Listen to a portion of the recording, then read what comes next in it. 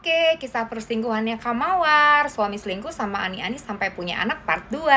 Guys, jadi ini ada sahabat kita sebut aja Kamawar, yang dia punya case itu suami selingkuh sampai punya anak sama Ani-Ani. Dan kebetulan ini yang sesi one on one direct ketemu langsung sama Mimi. Memutuskan untuk tetap mempertahankan, bahkan sempat memutuskan untuk menerima kehadiran anak itu. Tapi sekarang udah enggak ya, karena begitu dikasih hati ternyata itu Ani-Ani malah minta jantung gitu. Jadi dia memutuskan untuk nggak bisa kalau gitu diginiin. Kita cukup baik dari jauh aja, tapi tidak me-welcomekan di dalam kehidupan kita. Memutuskan untuk tetap mempertahankan rumah tangga, namun pastinya hatinya saat ini terluka banget, sesak setiap hari, berdarah-darah, dan datang ke Mimi untuk tanya menurut pendapat Mimi seperti apa, dan bagaimana sih Mi caranya biar aku memilih keputusan ini tapi aku tetap bisa merasa tenang gitu loh, biar aku bisa tetap menemukan kebahagiaan.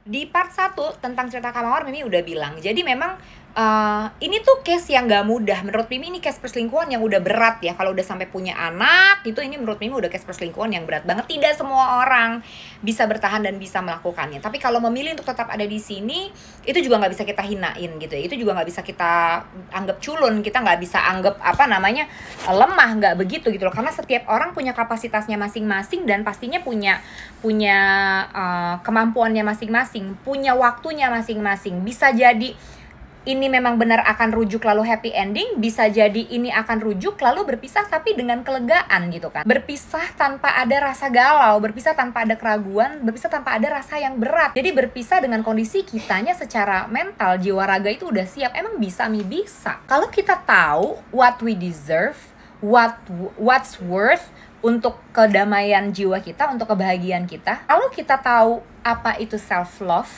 yang membuat kita selalu sangat ingin membuat diri kita bahagia, selalu sangat mengutamakan dan memprioritaskan kebahagiaan diri kita, selalu lebih dulu menyayangi dan menyelamatkan jiwa kita sebelum orang lain. Menurut Mimi bisa, tapi ini bukan ikhtiar atau bukan case dan tidak memakan waktu yang sebentar.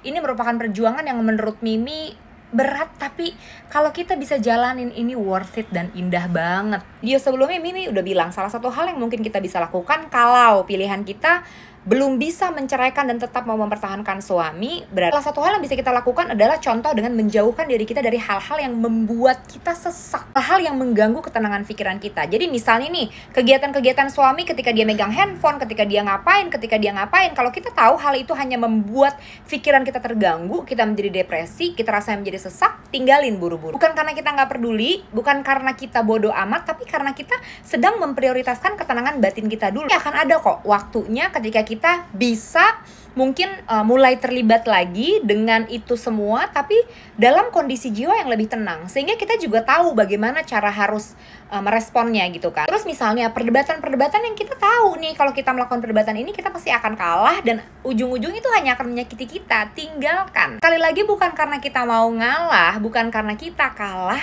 tapi kita tahu bahwa sementara ini yang harus kita selamatkan itu adalah ketenangan jiwa kita dulu, ya nggak? Sampai kita benar-benar pulih, sembuh dulu, baru kita mulai terlibat lagi dengan masalah-masalah yang masih ada itu, dengan pola pikir, pola pandang, dan kondisi hati yang udah lebih luas dibanding sebelumnya. Jadi kalau kita saat ini, menurut Mimi ya, kalau saat ini kita tuh lagi di kondisi yang terluka banget, mau narik nafas aja rasanya berat, setiap kali buka mata pagi-pagi bangun tidur aja yang dirasa, ya Allah mudah-mudahan ini cuma mimpi. Terus setiap kali mau tidur tuh kita susah banget meremin mata, karena yang ada di kepala kita dalam membayangkan ujian-ujian itu lagi. Mimi dengan kondisi sepenat dan sesesak ini, kalau kita terus-terusan menambahkan beban untuk hati kita dan pikiran kita akan sulit untuk achieve yang namanya ketenangan. Sedangkan pilihan kita adalah mempertahankan suami ya. Jadi sebisa mungkin hal-hal apapun yang membuat kita semakin depresi, semakin sesak nafas, semakin menangis tiada henti, sementara waktu kita hindari dulu. Dihindari bukan untuk dilarikan kemana-mana, tapi dihindari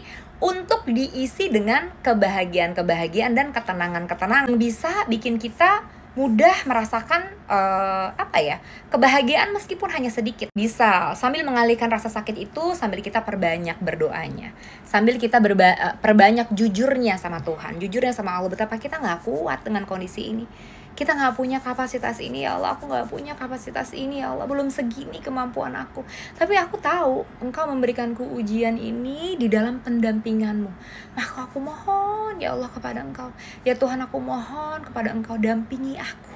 buat aku kuat, luaskan hatiku, berikan aku rasa bahagia walaupun hanya sedikit, untuk bisa aku jadikan bibit supaya bisa aku besarkan, agar semakin tenang hatiku, supaya badai ini cepat berlalu. Aku masih belum tahu ya Allah tujuan Engkau apa, tapi aku ingin tetap bisa tenang dalam badai sebesar ini. Aku ingin ya Allah bisa tetap merasakan bahagia meskipun hanya sedikit melewati badai ujian seberat ini. Jadi kita ngomong, minta kekuatan itu sama Allah, minta kekuatan itu sama Tuhan. Atau selain berdoa, kita juga bisa isi kegiatan-kegiatan kita dengan ngobrol sama orang yang positif energinya. Temui teman-teman yang kita tahu energinya positif. Konsumsi makanan-makanan atau minuman-minuman yang kita suka. Misal pergi ke tempat-tempat yang selama ini kita mau, beli sesuatu yang kita suka, lakukan hal-hal yang selama ini kita mau lakukan tapi nggak sempet. Sibukkan diri kita dengan kegiatan-kegiatan yang positif. Ingat, kegiatan-kegiatan yang positif. Jangan untuk melarikan kepedihan, untuk melarikan rasa sakit hati, kita larinya ke melakukan hal-hal yang malah merusak kita. Contoh misalnya yaitu melakukan narkoboy lah, misalnya berselingkuh balik lah, misalnya apa deh, banyak deh hal-hal yang kita lakukan demi menghilangkan rasa sakit, kita malah merusak diri kita yang ujung-ujungnya malah akan kita sesali dan penderitaan yang kita rasain semakin mendalam. Itu bukan keputusan yang tepat ya. Emang bisa kok klise banget sih?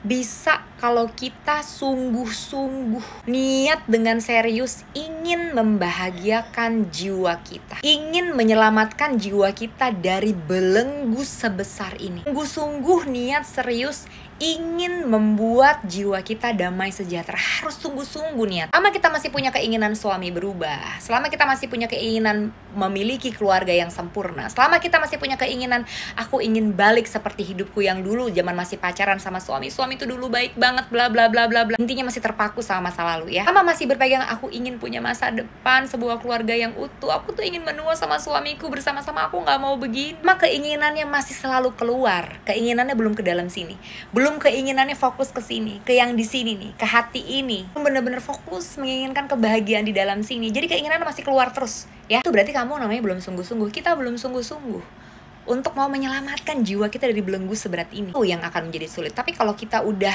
sungguh-sungguh niatnya mau ke dalam sini, ini aja dulu yang mau aku fokus rawat, ini aja dulu yang mau aku fokus selamatkan. Nanti ketika kita udah bisa merasakan keselamatan itu, ketenangan itu, damai sejahtera itu, bahagia itu, baru kita bisa pegang lagi masalah yang ini. Hati kita tuh udah dalam kondisi yang jauh lebih tenang, apapun keputusannya nanti tetap bersama, alhamdulillah ya, kita akan bahagia, kita akan bisa ikhlas menerima ujian ini, bahwa inilah ujian rumah tangga, bahwa inilah ujian dari Tuhan. Setiap rumah tangga itu punya ujiannya masing-masing, dan aku sama seperti rumah tangga lain yang juga memiliki ujiannya sendiri. Akan bisa menerima, ikhlas, dan memilih untuk merasakan yang bahagia-bahagia saja, karena kebahagiaan itu membangun keluarga yang sehat juga. Atau kalaupun pada akhirnya kita tetap nggak bisa, kita mengambil keputusan itu udah dengan jiwa yang sangat kuat untuk meninggalkan suami. Landasan keputusannya bukan karena sakit hati, tapi karena kita tahu apa yang pantas kita terima. Kita sangat mencintai dan menyayangi diri kita, sehingga kita tahu tidak pantas orang yang sudah menzolimi dan menyakiti aku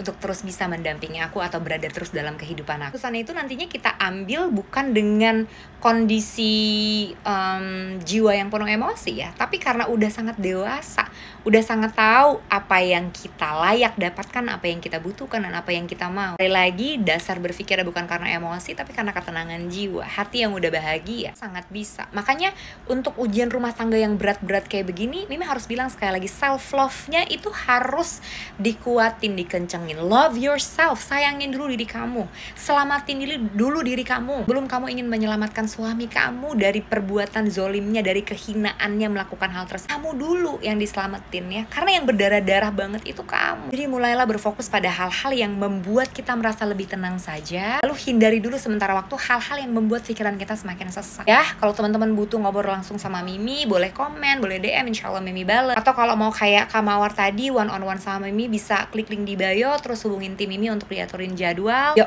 kita sama-sama ya, latihan self love, latihan menyayangi diri kita, supaya apapun badai ujian rumah tangga kita, dan mungkin kita masih tetap di situ, tapi kita tetap di situ dalam kondisi hati yang lebih tenang ya. Ibu-ibu semangat, I love you.